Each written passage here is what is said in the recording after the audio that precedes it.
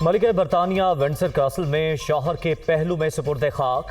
London کے waste minister eBay church میں دعائیہ تقریب۔ وزیر اعظم شہباز شریف، امریکی صدر جو بائیڈن اور دیگر سربراہان کی شرکت۔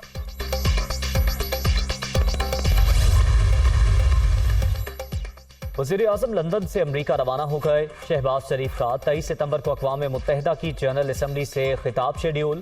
عالمی رہنماؤں سے ملاقاتوں میں اہم معاملات پر تبادلہ خیال ہوگا۔